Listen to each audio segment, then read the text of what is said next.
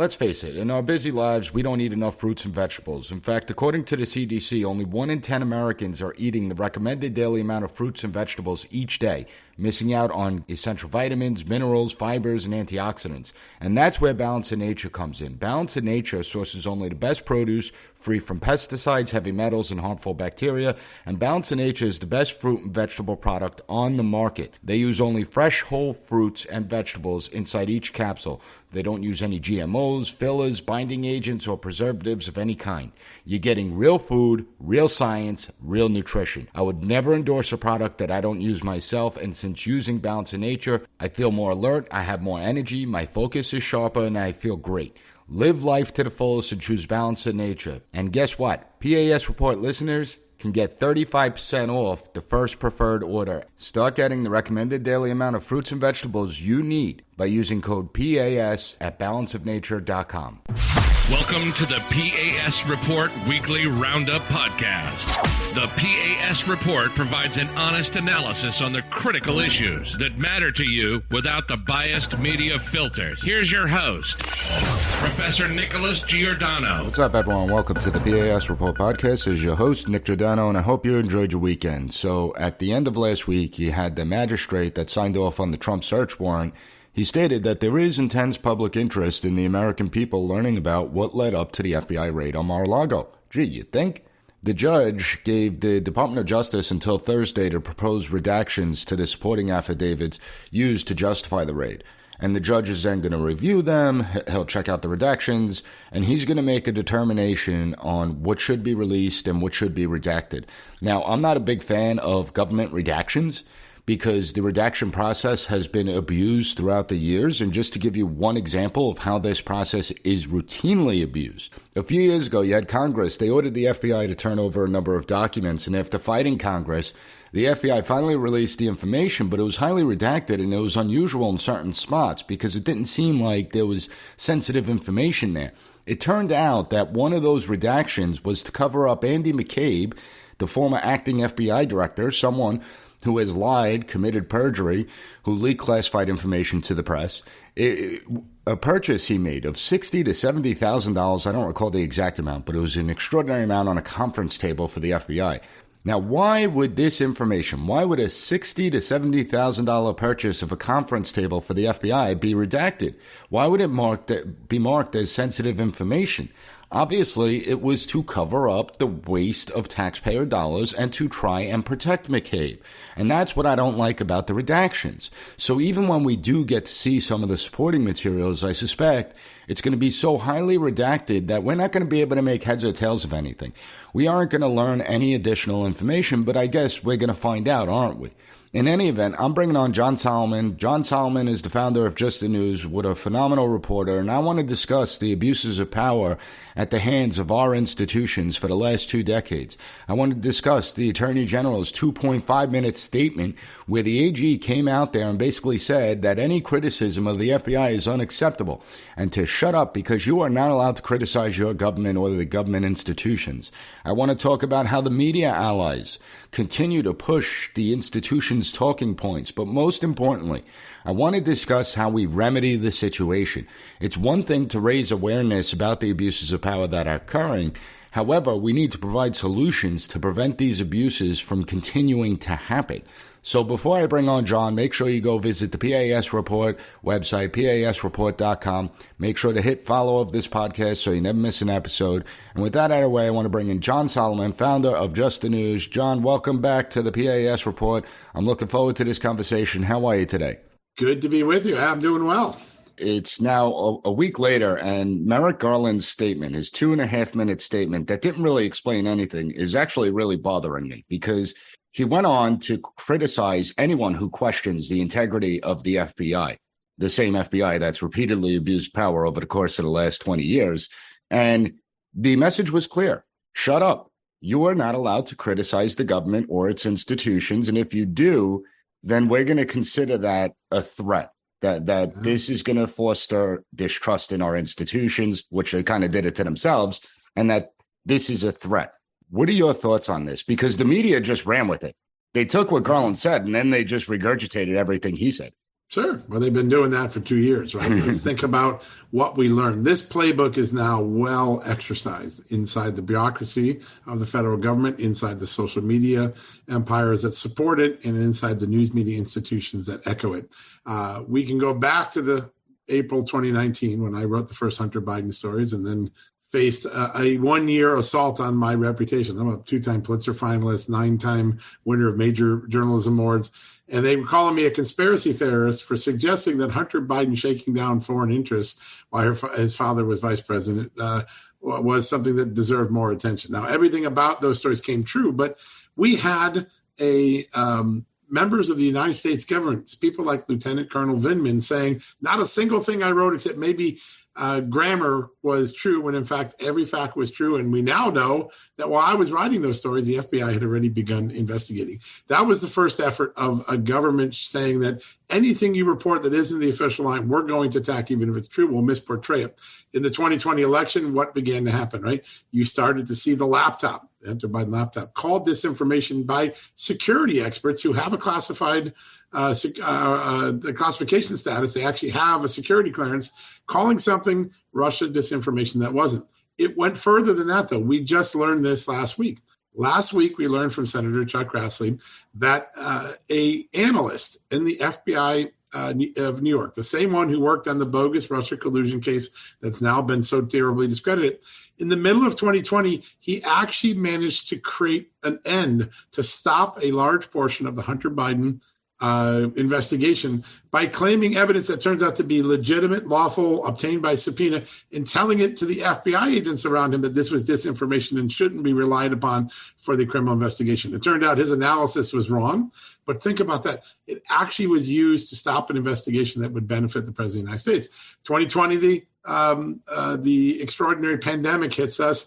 Anybody who dared to dissent with the official public health officials' analysis of what was going on, including people with, between them, hundreds of years of medical prestige and excellence behind them, the people who signed the Great Barrington Declaration, they were told that they were risking public health, that they were putting public health in danger. I just want to point out that the very public health solution that the Great Barrington Declaration founders put together is exactly the one that just 3 days ago, I'm making this up, 3 days ago, the CDC put out. Protect the vulnerable, get everyone back to normal with minor mitigation strategies. That's what 2 years ago, the elitists who controlled this incredible elastic system of media, social media, and government and Democrats working together, now they've rallied around the very thing that they once called a public health crisis or a public health threat. We go to Merrick Garland, and Merrick Garland makes that statement. Anyone who dare questions the FBI's conduct, how could you question the FBI doing its job? Well, the answer is Russia collusion, the Michigan Olympian case, the Michigan Get Whitmer case.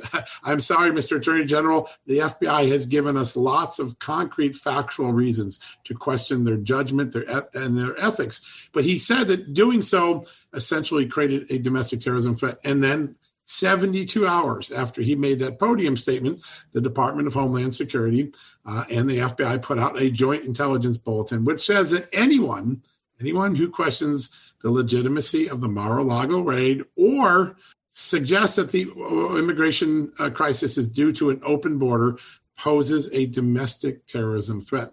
We have gone from not just the rhetoric of the podium, we now have told everyone in law enforcement, be on the lookout for anyone who questions the open border or the FBI raid. This is exactly the sort of behavior, the suffocating infringement of the First Amendment that our founding fathers feared. Why they wanted a small federal government? Because they knew if it got big enough, it would do the very same things that King George did in the tyrannical reign of the 1770s. So we're really living in a time where the rhetoric is actually now resulting in action against people. And I'm going to take that up in a minute, but correct me if I'm wrong. The FBI raid on Mar-a-Lago was also included some of the FBI agents that worked on Russian collusion scandal, that were involved in the Russian collusion scandal, correct? Yeah, I'm not sure those reports are accurate. It does involve one of the offices that worked on it, the Washington field office.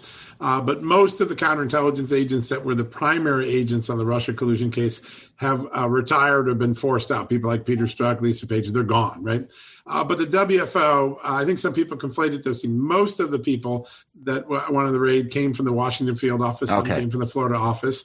But it is, it does involve the counterintelligence division. That was the same division at the heart of the FISA warrants. So it's the same skill set, the same general infrastructure, but I think the actual people are very different. There's been a lot of overturn since the unraveling of the Russia collusion case. But you're right, WFO was the lead on that case. And there needs to be a hell of a lot more overturns going on. Now, I look at patterns of things happening. So in June of 2021, we get the National Strategy for Countering Domestic Terrorism. Yep. A few months later, we get the school board memo that basically calls parents domestic terrorists. Then you have the Department of Homeland Security and Department of Justice creating a specialized domestic terror unit that we still know very little about. They then announce the speech panel that they were going to put together. They quote unquote scrapped that. It's on hiatus. It's coming back. But then it is. A few months ago, you had President Biden come out and say that anyone that subscribes to the idea of Make America Great Again is part of the most extreme political organization to exist in American history. Yeah. Now we get this. Do you think all those things are necessarily tied together to present to the American people that, hey, half the country are domestic terrorists, half the country are threats to our civilization, and so we must do what we can to squash this threat? Do you think that's where it's going? Because, I mean, all the indications are that we're seeing a very heavy portion of this targeting anyone that dissents from any narrative. And the reality is that this great threat of domestic terrorism, they send 36 agents to Trump's home. Whether he did something wrong or not, we're going to find out. But I haven't heard of any raids on white supremacist organizations. I haven't heard of any doors getting kicked in for this big threat of domestic terrorism that we're supposed to be witnessing. So where's the disconnect? It's a great question. I think the disconnect is in the facts, right? There's more rhetoric than there are facts. There's more opinion masquerading as facts than there are actual evidence to back up these claims. But one of the things that you see, and I've seen Congressman Jim Jordan say this several times, what you're seeing in this moment in American history, which, by the way, goes back to about 2014 or 15, is when we saw this machinery, the Saul Alinsky-like machinery, is you have the crushing power of the state, crushing dissent, while pretending that it's about national security or public health. Because in both of those instances, we use the fear of pandemic or the fear of a terror attack to intrude on the natural rights endowed in the Bill of Rights and in the Constitution. We're we are restraining free speech. We are restraining dissent. We are restraining the ability to question medical professions, even though the scientific method at the heart of medicine actually says dissent and debate is one of the most important parts of the scientific method. What we've always learned through history, when people look back through history, is you see that the greatest efforts to infringe freedom, human freedom, have always come through the weapon of fear. If we're afraid of a virus, if we're afraid of a terrorist, if we're afraid of a domestic terrorism attack, we often are cajoled into giving up something personal and freedom in return for some promise of safety. That's how we got the Homeland Security Department and the national security letters and all of the NSA program that clearly violated our constitutional rights to privacy.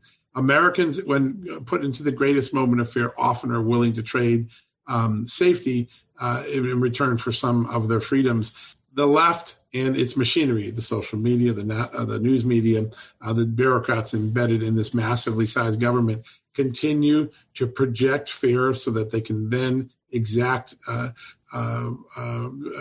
efforts to crush dissent and remove some of our freedom, remove some of our self-choice. There's not any doubt about it. When you talk to the legal experts, I mean, Alan Dershowitz voted for Joe Biden. He's a lifelong liberal. He, as a lifelong liberal, sees an extraordinary moment where fear has been used to crush the most important human rights and freedoms that we were granted in our Constitution. If he sees it, this isn't a right-wing conspiracy. It is something that we should all be concerned about. And today we have this great list up on our site the enemies list. Dave Bossie said this last night. You know what? I think we have the resurrection of the enemies list from the Nixon era.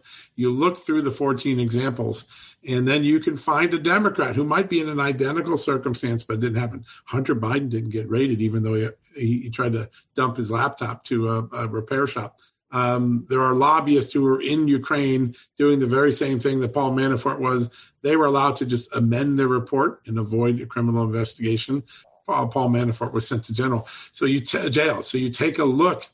You can see 14 living examples of where the crushing power of the state chose conservatives and crushed them with the power of the state, and yet Democrats with almost identical circumstances got very different treatment. The difference between Hillary Clinton and Donald Trump on classified documents, just what a money stark example. Well, that's why when Merrick Garland came out and said nobody's above the law in the United States, I had to laugh out loud at that. I mean, are you kidding me? Yes, there are plenty of people above the law as long as they're part of the ruling class and support the ruling class's narrative. I mean, it's clear as day. True.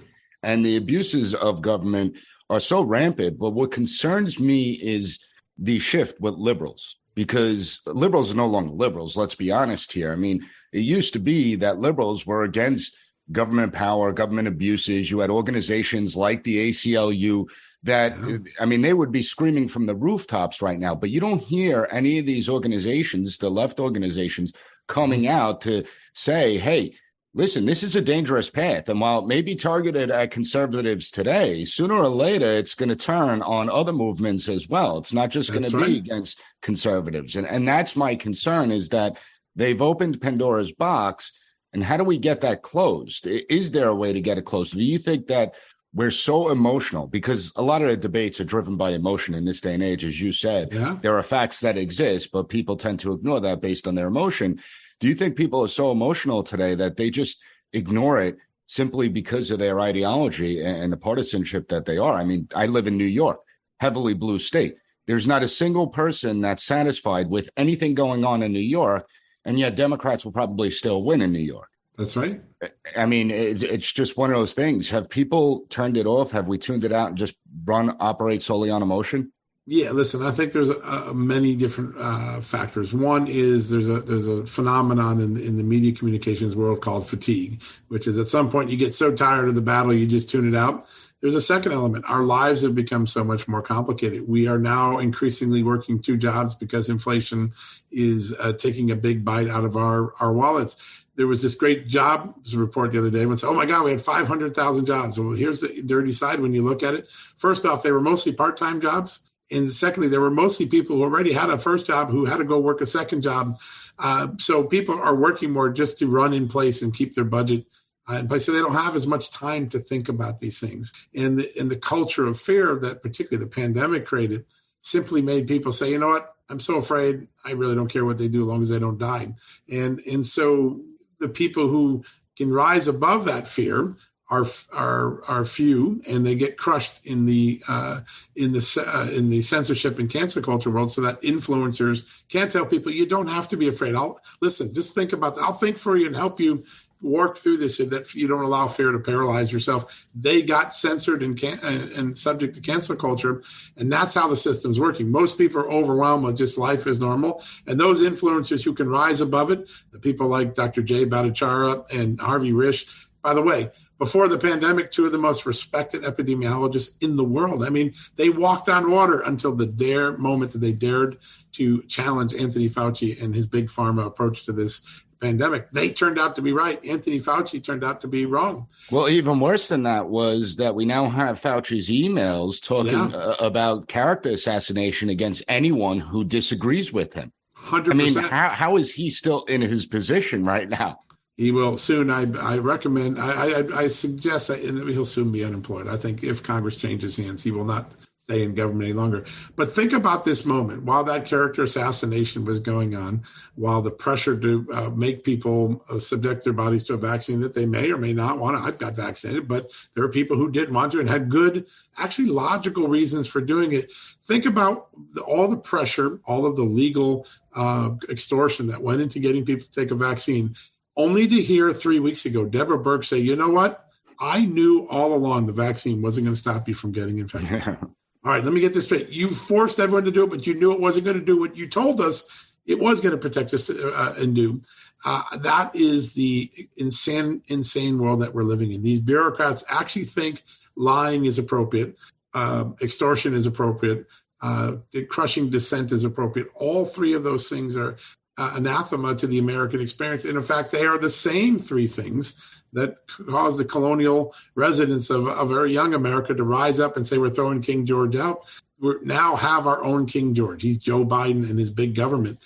And Americans have to now realize we have to roll this back. And you ask, how do you roll it back? I think there's two things. First, you got to force transparency. That's why these lawsuits are so important that Judicial Watch and others have. And two, you have to begin to impose accountability on the people that do un-American things. Anthony Fauci should be accountable for his lies, for his failure to follow medical procedure. The FBI agents who set up the Whitmer team or failed to protect those young women that were sexually assaulted for years by the doctor, those FBI agents got to retire and keep their pension. They didn't get punished. At some point, punishment and accountability is the second part of something. I think we're getting the transparency now. The court systems still believe in transparency. We're winning lawsuits through fights.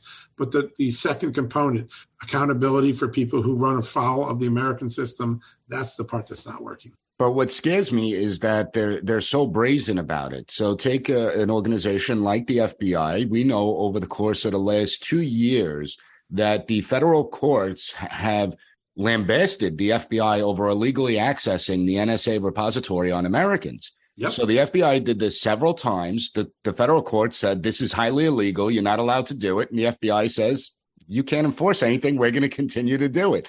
You look at the United States Postal Service. When people think of the Postal Service, they think of mail. Yet there's an ICOP program where they monitor social media accounts and flag them and send them to Homeland Security. So it's as if these officials, you said they lie constantly, routinely lie, but it's almost as if they lost sight of what public service is. Like they believe that we exist to serve them as opposed to them existing to serve us. Yeah, the we the people is entirely lost in the current narrative of America. Republicans are to blame for this. Every time they've had government, they've grown it. I mean, George Bush oversaw until now the largest expansion of U.S. government. So in American history, a conservative, in the name of protecting us from terrorism, grew the government more than anything. I think Ronald Reagan's approach to shrinking government, if you don't like it, shrink it. That's the fastest way to do it. You see what Ron DeSantis is now beginning to do in Florida. There's a model for conservatives who want to take their government back. You fire the prosecutor that doesn't follow the law. Okay, that's a novel idea. It doesn't happen in Washington, but it just happened in Tallahassee. You shrink the size of regulations. You shrink the size of government, the agencies. If you have 30% fewer people in an agency, there's 30% fewer infringement possibilities to occur. The Republicans have talked about this, but they've never delivered.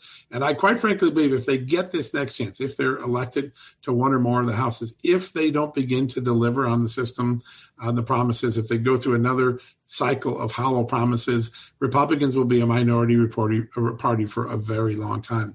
But this can be fixed so easily. Shrink government. Shrink it. By the way, you also solve the deficit and our debt problem long term. We have bureaucrats that sit all day just trying to figure out how they can menace the American people. That's not what they're there for. So shrinking government, holding people accountable.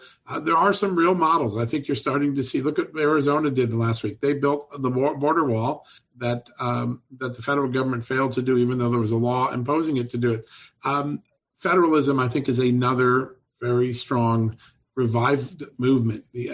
What's that mean? States' rights, for people who don't know what that fancy word is. It's states' rights. Our founding father put states in a preeminent position on most issues of governance. The federal government has usurped those powers. And now we're seeing an entire generation of attorneys general from Indiana to Louisiana to Texas and Florida. They're re-engaging the idea of states' rights, getting to the Supreme Court and repeatedly winning. Joe Biden's record on inside the courts is worse than anything else in his record. His record's pretty damaged right now. He loses almost daily in the courts because he's in defiance of the basic core principles of the Constitution, particularly states' rights. So accountability, transparency, state rights, shrinking the government. Those are the four solutions I hear most from the smartest people who are way smarter than me. And I look at that and I hear what you're saying with federalism, because my students better know what federalism is. But I also believe that we're in a system of new federalism, because basically you have the federal government utilizing grant funding to extort states and bully states into adopting policies where you don't have to take the money. But if you don't take it, well, that's your problem. If you take it, though, here's the strings that are attached that you got to comply with. Are we really living in a free society? I mean, we constantly talk about freedom and liberty and the important concepts, the American ideals and values out there. But when you examine it, I mean, take this Inflation Reduction Act. So part of the bill talks about price controls with drug companies. Now, I am not a fan of drug companies, especially after this whole COVID fiasco. But we're now implementing price controls, which is not a capitalistic theory. And not only that, the government says, well, these companies, they don't have to adopt the price controls. They have the freedom to choose not to adopt it. But then we're going to tax them at a rate of 95%. Yeah. So you either accept the price controls or we're just going to tax you out of business. I mean, that's not a free society anymore. No, it's not a free market approach at all. And I think, there are some instances where particularly states have been able to say, you know what, keep your federal money. We don't need it. And, states like Florida are doing so well. Texas are doing so well. They can afford to do that. Some of these levies, particularly when they get to the point of private business and private enterprise, when they get to the Supreme Court, they're probably going to be reversed based on what we've seen over the last few years in this court. This court seems to be a literalist interpreter of the Constitution. It's not trying to, thankfully. Yeah, and it's remarkable because we went through a half century of a court that often was very activist, but it is on most, about 90% of the time, incredibly consistent in reading the Constitution for what the words were meant to say, not what someone's trying to divine them to say 250 years later. I think a lot of these things, price controls, non-free market enterprise ideas, they're going to get reversed in the courts. It's going to be a 2 or 3 year system. Those attorneys general probably going to be really important. I think one of the most historic cases, it doesn't get the attention that it deserves. I really think it's one of the most important cases of the last 30, 40 years. I know everyone's focused on abortion. That's a big one, I understand. But the decision by the Supreme Court to tell Joe Biden you cannot impose a vaccine mandate on private business was a remarkable decision because in the language, by the way, a very short ruling, is a very clear thing. There are all sorts of power that the federal government currently thinks it has that it doesn't. And that was the beginning. And then at the end of the session, when the EPA versus West Virginia versus EPA case came out, it again told this government, this Joe Biden big government, you can't legislate where Congress hasn't legislated. You can't make up laws on your own. We are beginning for the first time to see a Supreme Court saying all the things that expanded the reach and intrusion of government that weren't approved by the people or the people's chamber can't be imposed on the American public. And I think that could become the most important rallying point to reversing the big government socialism that Joe Biden clearly has. Listen, to Joe Biden's credit, he told us what he was going to do. He said, I'm going to open up the border. I'm going to make the biggest government because I think big government can work. And 19 months later, people are like, don't give us any more. We're done. But the reversal of that's going to come in the courts and through federalism. That's and elections. I think those are the three. But I think that annoys me even more that he said, I'm going to give you big government. Big government's great. Like just common sense wise, anyone that's alive today, as government has expanded, as government has gotten bigger, grown more powerful, name me a problem that they've solved. I mean, we're still debating the same issues that we were 60 years ago, even though government has all these new powers, and they haven't solved any problems. In fact, if you look at it, I would argue that my life has become much more difficult as government has grown bigger and bigger and bigger. Yeah. And I think for most Americans, why aren't they seeing that? I think there is one action in the most recent tax and spend bill that could become the Achilles heel of the Biden administration and the Socialist Democrats in Congress. And that is the IRS thing. It is such a remarkable story when you begin to think about it. We're going to add 87,000 agents to a tax agency that currently does 60% of its audits on people making $25,000 or less. Anyone who's smart enough to know. And just so the audience knows that this is the largest expansion of government since George W. Bush's Department of Homeland Security. That's right. That's right. It's the single largest since then, and by far the single largest expansion of the IRS in American history. But we're going to give more resources to an agency that already is trying to squeeze dry blood out of a rock. If you're going after people with $25,000 of income, the idea that you're going to solve a revenue problem in America is like that big a possibility. They're not going. In the last 2 years under Joe Biden, audits of people making more than $1 million have gone down, and audits of people making less than $25,000 have gone up. They've focused almost all their audits on people on the earned income tax credit, the poorest in America. We're not going to solve a revenue problem like Joe Biden keeps promising that way. I think they've hit a very simple agents tromping around my rights after everything else I've seen. Now the question is, will the Republicans reverse that when they get in Congress? And secondly, can this be challenged in the courts? And third, here's something that's gotten a real revival in the last 60 days. I've heard more people mention it to me in the last 60 days than the last 10 years. The flat tax. You know what? We can get rid of the IRS entirely. Let's come up with a flat rate and do it. That's what Joe Biden is pushing people to consider, a flat tax, a reorganization of the FBI. I wouldn't be surprised in the next Congress if you see legislation that basically says, please don't do any more to us. Here's what we're going to do. FBI, you're like Scotland Yard. You just solve crime. And then we're going to create an MI5 and an MI6 in America for domestic and foreign threats. The CIA, clearly the foreign threat one. We'll create a new domestic attorney agency because the FBI keeps using the line between intelligence and criminal to go after political enemies. So I think you could see some radical legislative ideas in the next few months that will profoundly start to begin a profound debate in America about addressing some of the things that we're all discussed it with. You know, it's funny with the IRS thing. They think I don't know if they're living in the 1970s and 1980s where they think people are just handling cash all over the place and whatnot. Like the reason that people aren't screwing around on their taxes is because everything's electronic. So, people aren't really hiding money anymore. So they're not going to be able to squeeze anything out of the rocks they plan to. But as far as, even the CIA, we know that Democrat senator, I can't recall his name, and a Republican senator have announced that the CIA does have a spying program on American citizens. Oh, yeah. They don't know all the details of the program because the CIA is not releasing the information to them. That's right. Amazing that you have Congress, which is supposed to have oversight over these organizations, and yet these organizations don't even turn over the information Congress requests because they believe they're above the law.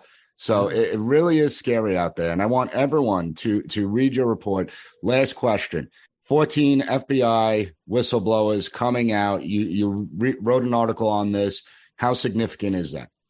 It is extraordinarily significant for this reason. The same inspector general who really reversed the Russia collusion story, even though the reporting I did and we went on hand and we proved it all in advance, when the independent inspector general of the Justice Department came out and said it really did happen, it was that bad, the mainstream media and the American public finally acknowledged it.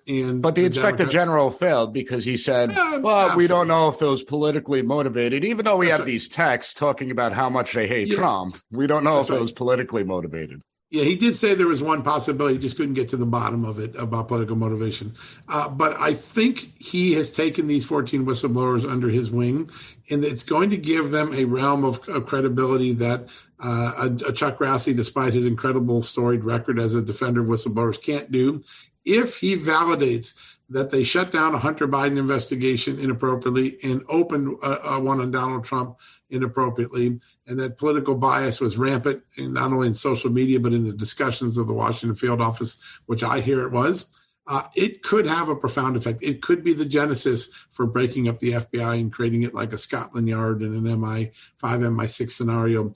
I am told that the evidence is very compelling. These aren't just, some are disgruntled, clearly, but they got the goods. They treated this whistleblowing activity like they were building a criminal case, and they got the goods. And if that happens, first off, Chris Wray and all of his "I fix this problem" promises will have been washed away.